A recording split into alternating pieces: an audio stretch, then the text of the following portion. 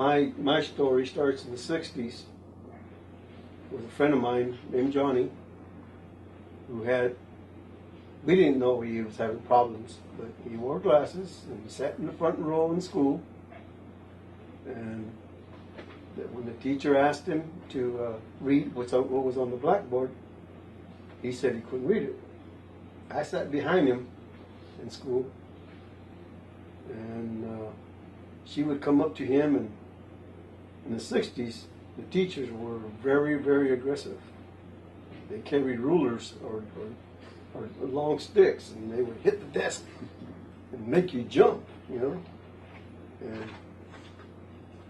Johnny couldn't read it, and after class, and I tell him, Johnny, you know, what's wrong? And he goes, it's the board is moving on me, and the words are going in and out. And I go, wow. I said, didn't you have your eyes examined when the truck came by? And he goes, yeah, but he goes, it moves. I look at it, and the letters go up, and the letters go down. I go, well, there's something wrong, Johnny. So I was telling Helen, he wouldn't participate in any sports because during the PE time, we'd have to run the track. And I would run with him, and I'd ask him, Johnny, what's wrong? He goes, the ground is going up at me and down. And I go, are you okay? And he goes, I feel fine, but every time I look down, the ground comes up. And so I would tell the PE teacher, Johnny's having problems. And he goes, oh, it's just as, you know, he's tired, and, you know, he'll go away.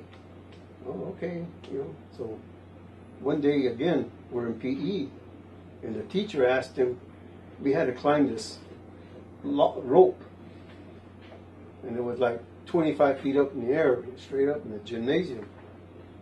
And the teacher told him, Johnny, your turn, let's go. And Johnny grabbed the rope, and I go, go. And he just held the rope, and the teacher goes, come on, Johnny. And Johnny wouldn't climb it. So he goes, Larry, what's wrong with him? I said, I don't know, Coach. I said, Johnny, what's wrong? He goes, if I climb that rope, I'm going to fall. And I told the teacher, oh, Mr. Try, his name was Mr. Try. I told him, he said he's scared. He might fall. So he goes, well, I'm going to have to flunk him in this class. I go, for not climbing the rope? Anyway, so I would walk with Johnny sometimes at lunchtime. And the kids, you know, they didn't like him.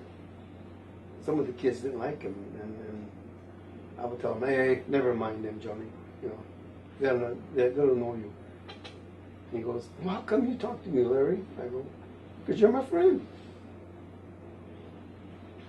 And he goes, okay. He shook my hand and he goes, I'll see you tomorrow. And I was asking another friend about him the other day. I said, whatever happened to Johnny? He goes, you know, after the 8th grade, I never saw him again. I go, yeah, that's right, huh? I go, after the 8th grade. Did his folks move? He goes, no, I heard they put him in some special ed. I go, oh, I didn't know that. And that's the last time I see him, was the 8th grade, you know.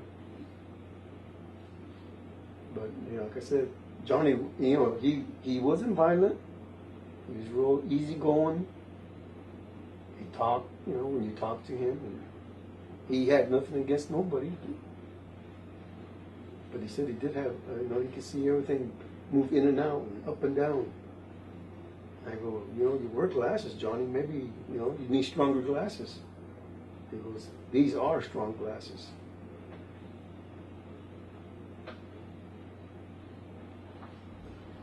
then what happened when you saw Mendoza? Oh gosh, when I seen that, I go, God, that's just what happened to Johnny. You know, he was having the same problems. And I go, wow, you know. And she really Helen made me aware of this disease, because I thought it was just because, you know, he had poor eyesight. So you know, and when I seen that Mendoza, I go, wow, that's another little Johnny. I'll go ahead and move in from here. Very similar to Johnny, and we didn't realize that at the time. My son, he was in Head Start, which is like preschool, just ahead of grade school. We'd gotten used to the fact that, like, at every meal time, maybe my son would miss his plate or spill his drink, and you know, we just thought it was part of his personality, or you know, he was learning, he was young, that's what we thought. And he was accident prone too. Now that I think about it, he would bump into things or knock things over, and we just dismissed it as it being a part of growing up, and, you know, just being a little bit accident prone. But he wasn't performing, at least to the expectation of, I guess, what they call benchmark now, or when it comes to performing tasks, when it comes to reading and writing. But you know, my son at that time, he was about 3 or 4. He was very friendly and liked to joke around. It felt like, at least from the teacher's perspective, like he wasn't concentrating. Wasn't taking to the material that they were presenting to him, and wasn't performing in a certain way. And the thing that the teachers that he had said, well, your son seems a little hyperactive. You know, he's making messes and knocking things over and bumping into things. You know, maybe you ought to consider maybe he could be ADHD, you know, and we'll get him on an IEP, and then here's a pamphlet on some medications, you know, that are recommended for children at this age, and I'm getting all this all so fast, and I'm like, well, I don't know, maybe he is hyperactive, maybe this could help him. But what was alarming to me is not around that same time when we were getting the AmeriCorps screenings, you know, and that's when I learned the difference between a screening and an examination, which are two entirely different things. For the screening, it's mobile. It can happen by somebody with a certain degree of expertise, but the examination happens from somebody with medical degree, somebody with deeper knowledge. I didn't know that because I remember doing screenings in school, and you know, you look at the card and you move on your way. I'm like, oh, okay, everything's fine. I guess everything's fine. My son had done those screenings, and that's when the impression we were, his vision was fine. But we learned through AmeriCorps and the examination we got thereafter that it was a vision issue, and then hadn't we not participated, I believe my son probably would have been in special ed having IEPs and on medication for a long time for ADHD, and it turns out that's completely not the case, because after the vision therapy, after the homework, he used to call it when he was that small, practicing moving things close to far, tracking things across the room, he's performing quite well.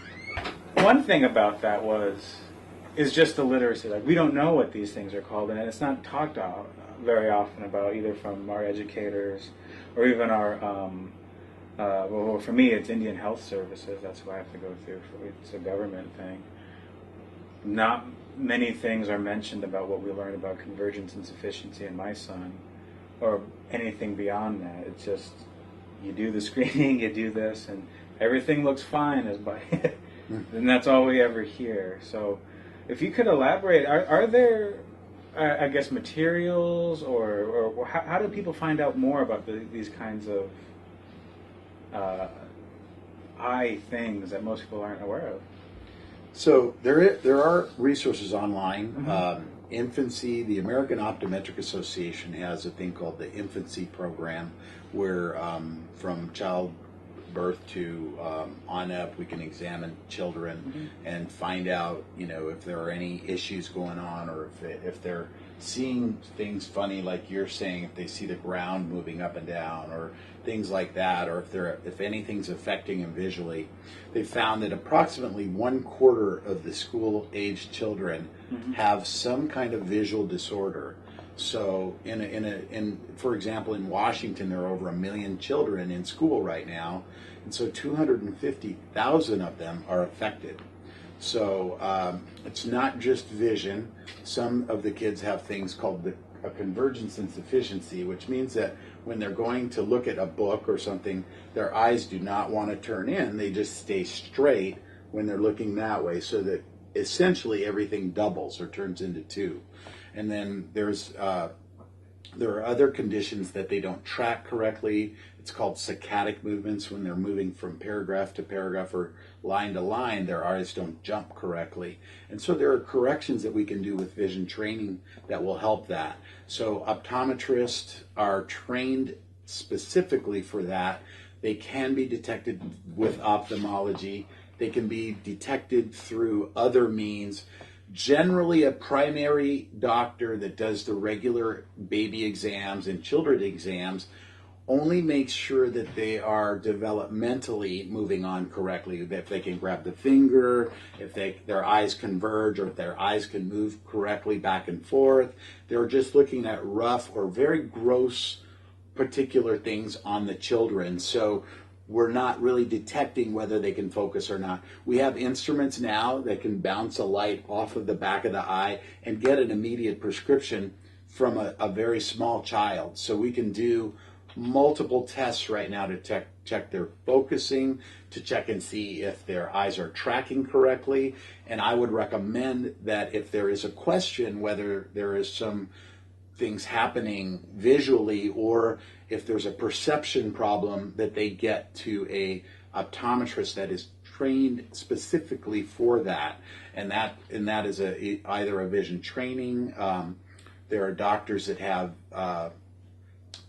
that have letters after their name that will tell you that COPD. There are different eye doctors that are trained specifically to do vision training, and those are the ones that would actually even be referred to by, for example, I don't do vision training in my practice, but I refer out for that. But I'll also give a home vision training if somebody has a fixable condition, like doing near, far, working the finger, seeing if they can do, rough movements with their eyes, and then training them at home for that. I also worked in the Juvenile Detention Center for 3 years. I did approximately 300 exams on the kids in the Juvenile Detention Center and found that 80% of them had those problems. So we found that a lot of kids suffer from this. They try to read in school. They get shamed by their friends, by the teachers.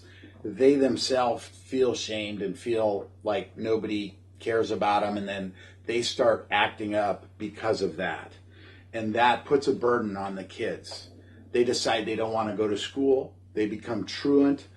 Other things happen. And this isn't just only eye problems. There's multiple other things happening in the family. So if the kid's not able to get to a doctor, or the parents aren't taking very good care of the child, because generally that doesn't happen in a really good household. But if you find kids that are underdeveloped homes, and if things are going on and they haven't had an eye exam, then that is something that can lead into a juvenile detention situation that I've found, and that's a very common thing. So this swimming and all these things that are happening with their vision, they don't know what's going on. They just think that something's wrong, and they can't fix it.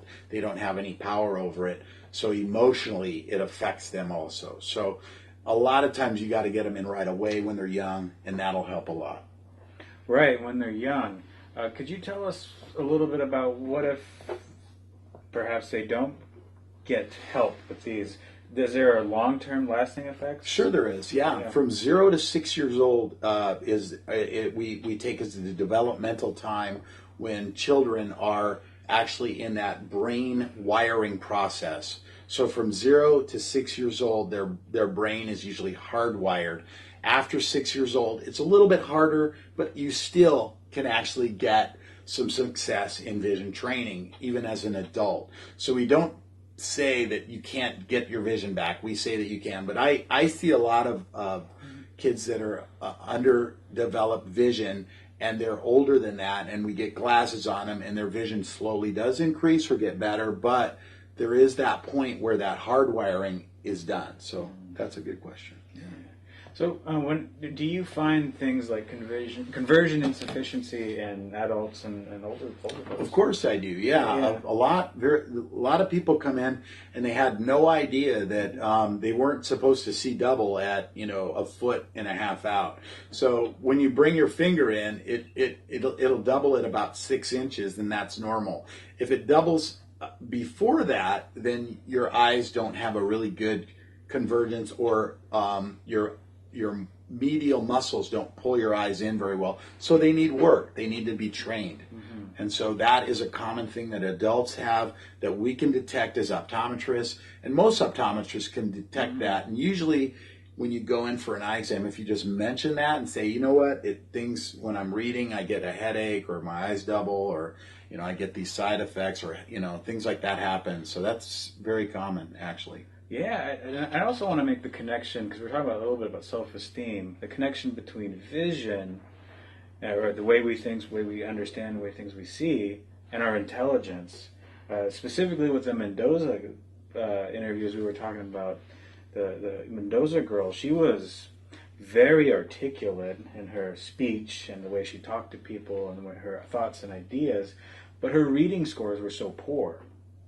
Her reading scores were so poor simply because of the physical act of tracking print on page was so difficult for her that it started to hinder her performance, that she didn't feel like she was, a very good student, and it contributed to a cycle of poor grades. When that comes to being experienced by adults, what kind of things can people say to articulate these problems that you see? Well, as a child, obviously it's hard to articulate. Yeah. As an adult, when you go through those things, I think it's important to have the doctor, instead of rush you in, do the eye exam, mm-hmm. and rush you out, have a really good case history. So mm-hmm. I think it's up to us as professionals, mm-hmm. to get that out of the patient. It's up to us to ask a case history, mm-hmm.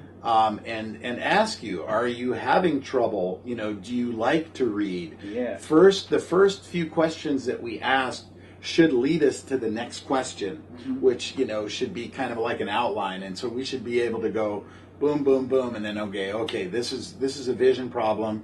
I want to check their convergence and divergence. I want to check and see how they fuse, if they're confused or if they confuse. Yeah. That's kind of so basically, it's important to make sure that their eyes are working together like a team, the teaming thing. Right. And we can do that with our phoropter, and we can check those types of things pretty easily. Mm-hmm. A lot of times those are overlooked, and I find that quite often. Yeah. When they're overlooked, if you don't mind, could you give us a few sample questions or a few things patients have expressed with difficulty of vision? Sure. Yeah. So when I come in, I'm doing an eye exam, and I open both eyes. When I open both eyes together through the little mm-hmm. convergence through the lenses, if they see double at first, mm-hmm. if one eye is a little higher than the other, or if they're not working together, I'll ask them, what do you see right now? And mm-hmm. I'll say, do you see double? Do you ever see double? And then I'll start really questioning them. If the double vision thing is number one, if they're looking at letters and they split, or they see another half a letter beside another letter, do you ever see two letters? And mm-hmm. commonly I hear yes, I do. Mm-hmm. So reading is generally when I'm asking them when they're reading, when they're on the computer, how long after you're sitting at the computer do your eyes get tired? Mm-hmm. Or we sit at our phone now a lot, mm-hmm. and our phone is at a very close range, and our eyes, if they don't converge very well, when you're looking at your phone, do you feel like you see double, or do your eyes get tired, or do you get headaches? Mm-hmm. There's multiple things. So if that's happening to a patient or a person, mm-hmm. the first thing you want to do is tell your doctor, I see this, it's doubling, or my eyes get tired, or I get headaches at the end of the day. Those are keys for us to look at specific things. Cool. All right. With that in mind, you mentioned some resources that are online. Right. Where can folks experiencing some of these difficulties, where's a good place to start? So the best place probably to start would be the AOA, American Optometric Association.com. So AOA is our parent association that has specific optometrists that are trained to deal with all of these issues. And so we have a local Washington Physicians Association, and there's a national association. I'm also a member of the National Optometric Association, and that we deal with people of color and helping to work with them. I'm the local representative for this area, the West Coast, and also the president-elect for the National Optometric Association. Cool. So I help people of color deal with these issues, because a lot of times it hits people of color more quickly, Right. because they're overlooked in society. And just like you mentioned, doubling back, we see it all the time in corrections, right? Correct. Yes. Yeah. Yeah, we do. We see it very, very often when they come in, and sometimes they're overlooked, even as the previous eye doctor didn't ask them these questions. And so if they can, like you said, get those questions out, that's a great idea. That's awesome. Cool. So a lot of times we see people like Larry Fitzgerald, who is one of the top NFL football players, and he had all of the things that you were saying. Things were swimming, his eyes couldn't converge. Now he can catch a ball better than anybody pretty much in the NFL. So when you have people like this that needed vision training as a child and went through it thanks to his auntie and his uncle and his relatives were all optometrists, they helped him go through vision training. And now, as a professional football player, he stands up and talks about it quite often as how important that is. And so when you see people that are in the arena and that are now taking advantage of their eyes to the utmost, more than anyone in the world, this is, to me, one of the biggest ways to go, this must be a problem. If he couldn't see to catch a ball, and now he's the best in the world, and he went through that. Well, we have Edgar Martinez. Edgar Martinez coming out also? very publicly. Yeah, he had an optometrist working with him also every day, and Edgar still does eye exercises also. And I did a training film for the Minnesota Vikings football team to teach them eye exercises in 1984, and I've fit contacts on the quarterback for the Seahawks. I've worked with their wide receivers. I've worked with baseball players and done vision training. And it's important to be able to see it work in action, and it actually works. And so when you see that and you know yourself visually that people just blossom when you are able to help them in this regard, it's amazing. I mean, it's almost miraculous when you see it, especially children that come back and they're getting A's. They were getting D's and now they're getting A's. And, you know, and again, the same thing with athletes. When you see them, you know, when they couldn't catch a ball and now they're catching a ball better than anything, you know. And so it's exciting to see that, you know, to see how much it affects people. And it's just like any exercise. You exercise your arms, you exercise your legs. Your eyes have muscles all around them. The colored part of your eye is a muscle. Right behind it is a muscle that controls the focusing. And it has 6 extraocular muscles that turn and move the eye. Any one of them can be out of whack, and your whole life is going to be changed and not working correctly. So important. We brought you a new story from my friend Rhea talking about her grandnephew. You'll love it. Oh, good. Okay, Yeah. Very cool. And touching on that, I think an important message for any viewers out there, you know, when it comes to things like personality, like when kids are small and they're throwing the ball at each other, you know, and maybe they don't catch it the first few times, you know, I think that's a perfect time to be reflective and say, hey, you know what? Maybe they're learning, but also maybe we ought to have their eyes checked, you know, and that's something I didn't have before until after all of this. Right. And that's something I recommend to all my friends and family. Like, well, it's a possibility. Yes, maybe it's developmental. Maybe they're not ready to catch balls or anything, or read. Mm-hmm. Maybe they may have a distaste for it. That's fairly common too. But get the eyes checked. And economically, there Yeah. are programs now for all children to be tested. Yeah. So it's free for them under 21 years old. Medicare, Medicaid has created a program so that everybody can be corrected. Essilor has a program that can give kids free glasses. So there are programs out there. AmeriCorps, a lot of different corporations, a lot of people now.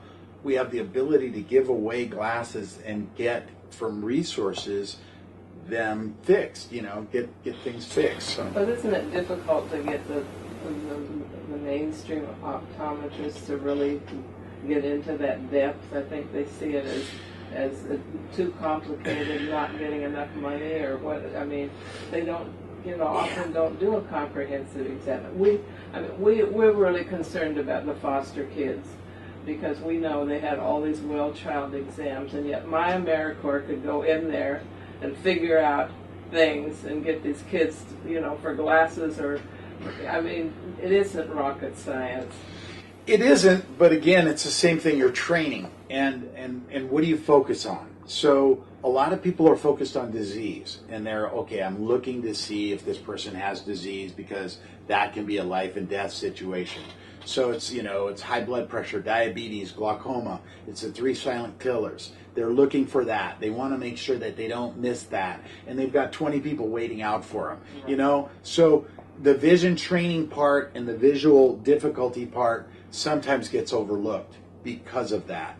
They're starting to be medically oriented. And sometimes that can be a disadvantage. And a lot of times you have to ask, do you understand about vision training before you go in? You can make sure that that person is well versed in that, and then you'll make sure that you're covered, because sometimes that person is not focused in on whether your eyes are tracking or focusing. The more important thing to them is that you're not going to go blind.